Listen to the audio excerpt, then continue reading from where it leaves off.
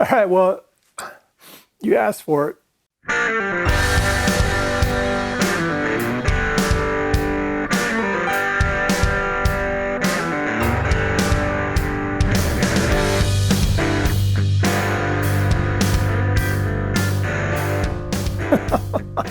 And you're gonna get it. So a few weeks ago, I cast some Doritos, and I cast a bowl to put them in. And I cast that bowl down in the drag, and I got called out on it. I got a couple of you guys in the comments said, "Hey, what are you doing here? You're following Professor Campbell's stuff, and you're casting down in the drag. Come on, you're supposed to cast the stuff in the cope." You're right. I should have. It was just so much quicker and easier to do it in the drag, but doesn't make it the right thing to do necessarily. So today we're going to cast it up in the cope. We're going to do it right. We're going to cast it up there, and it actually is probably the better way to do it. It's just poor work. But that's really not going to be the that's really not the focus. That's not what I came here to talk to you about, right? Arlo Guthrie. What we want to talk about today is we're going to talk about runners and gates. And runners and gates are just part of the overall system. Last week I talked about tapered sprue. Today I'm going to talk about a runner and gate. But these things all work together as a system. Next week we're going to talk about offset pouring basin. Again, all of these components work together to form a system to deliver metal in the most efficient manner possible without entraining a bunch of air, without causing a bunch of turbulence, without damaging the metal. That's an interesting concept of damaging the metal. Every time it tumbles over itself, it sort of damages itself. We're going to fill a part. We're going to control the velocity, the speed at which the metal enters the part. We're going to talk a little bit about volumetric flow rate, especially at the end a little bit. So that's it. Let's get started at this. Let's just get started. All right, this is a false cope that I rammed up to start with. I'm not going to get into the ramming process in this video just because it's really about the gates and the runners here. So we're not going to talk too much about that. Now this is a new runner that I built. It is basically it is exactly the same size as the bottom of this new sprue that I'm going to show you. If I were to cut this runner in half, cross-sectionally, it would be exactly the same area as the bottom of my sprue. And we're just going to place it in here like we would any other mold. All right, so the drag is now rammed up. We're going to go ahead and flip this whole thing over, the false cope along with the drag, and remove the false cope so we can finish laying out the mold. There it is, all cleaned up, ready to go. Now we're just going to put an empty cope back on top of this guy, and we're going to go ahead and put in the rest of our components, which are going to be my spin trap. You see it here, and then the new sprue that I talked about. I have a square sprue that I built. It has a little key on the bottom of it that will fit in a slot in the bottom of the top of the runner there, so I can make sure it's aligned just perfectly. Yeah, see a little shaky there with the hands. I'll show you a reason. I'll show you why here. Too many of these bad boys this morning. Anyway, yeah, a little shaky. So that's almost everything. We got to put the gate in there next. We're going to put some parting compound on here. A lot of parting compound. You can stop any time now. There you go. All right, so this is the gate that I printed, and it is modeled to be exactly the same shape as the bowl, so it fits up there really nicely. The problem is, you can see it, I move my hand, it goes well beyond the backside of the runner, and that is going to be a problem. And let me take you over to the desktop and show you why. All right, so here's what we got real quick. We have my runner coming across the bottom. That ends in a spin trap out here. And then I have that big gate that I built sitting on top of the runner. And then over here will be the bowl. Metal is going to come in here, it's going to fill the runner, and it's going to rise up, fill the gate. Now it's going to want to go both directions when it gets in this gate, because I have this big open area over here.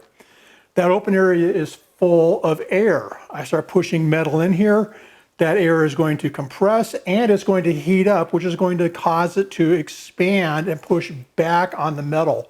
We don't want gas behind our metal pushing on it. We always want the metal, the leading edge, if you will, the meniscus of metal that is moving forward to be pushing the gas out.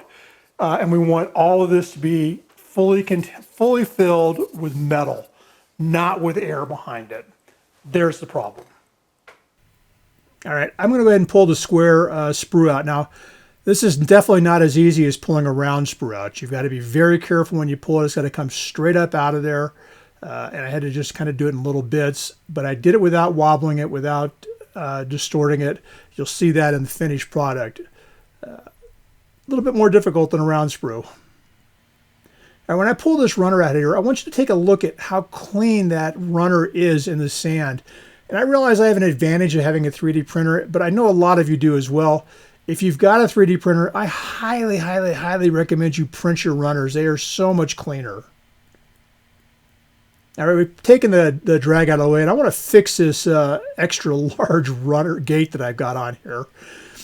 And I'm just going to riddle some sand in and tap it down a little bit to fill this thing in. And we're just going to get it cleaned up so we don't have that big air pocket behind the metal. A little tappy tap tap there, get it cleaned up. Clean up that leading edge a little bit. Take one last look. Be proud of yourself. You did a good job, boy. All right, get the bowl out of there, and we will be ready to pour this bad boy.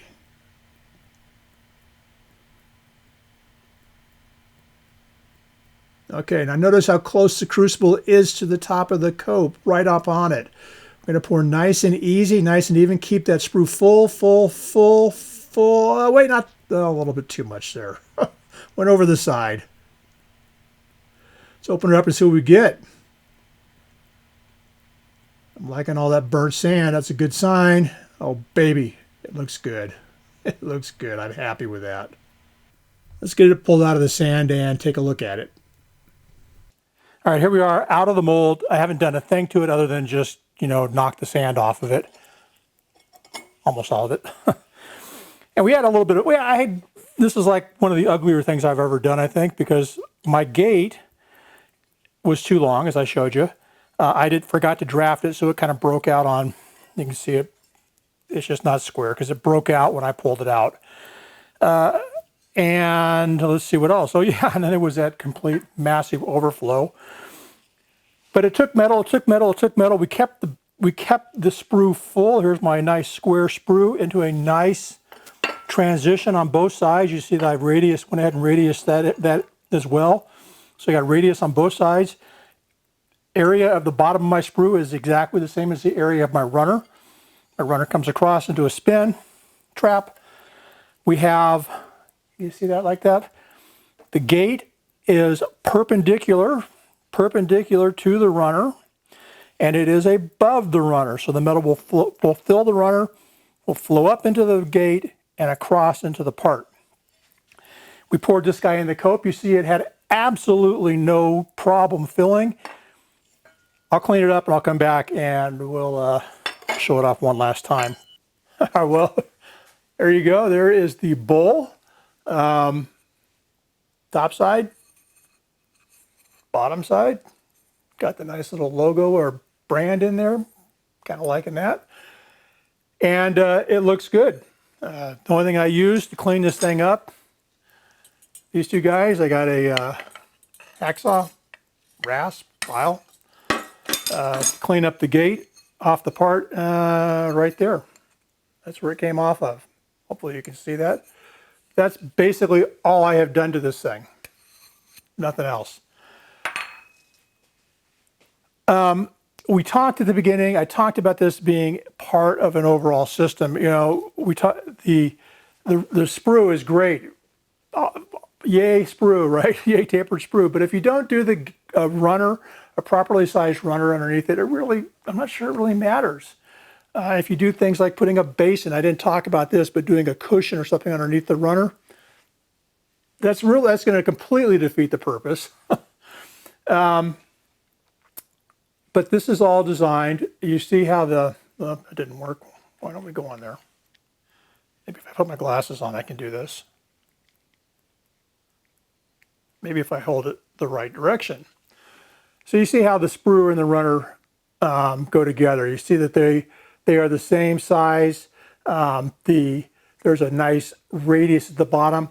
If we look at this cross-sectional area of both the sprue and the runner, they are going to be identical. Now they're not the same shape because I've got draft on here, so this is a little bit deeper, but there is the same area in both those things. We talked about how the gate can be used to, is used to bring the metal into the part, but the gate also is used to help control the velocity or the speed at which that leading edge of metal goes across the part. I made my gate about 3 times the area of my runner or my sprue, the bottom of my sprue, which would say that I have decreased the forward velocity, the forward speed of that metal down to 1/3 of what it was coming through the runner. We haven't changed the volumetric flow rate. We haven't changed how much metal is entering the part over time. What we've changed is how fast that leading edge is going.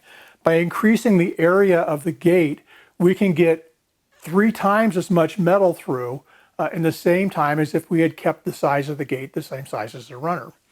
And we want to slow that metal down. There is stuff I have read. Professor Campbell talks about keeping it below a meter per second. I'm already kind of there because of the size of my sprue, the height of my sprue. But I've also read from other people, Bob Puhaka has said things like you really want to keep it closer to 20 inches per second, which is going to be, about 1/3 of a meter per second. So that's what I tried to do on this one, is I kept it right around that size. Actually, Bob is half. 20 inches would be half a meter. I was even slower than that. But you can see it worked just fine, right? I mean, worked just fine. Again, so this whole thing is just a system that we want to implement all of the pieces and parts to.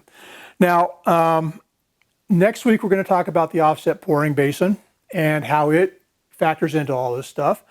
And as always, if you want the models, I have got models of both of these guys and the upper half of the spin trap. Down in the description below, you can find those models. You can download them. There's a measured drawing of the square sprue I did as well in there. So that's it. You guys have a great day.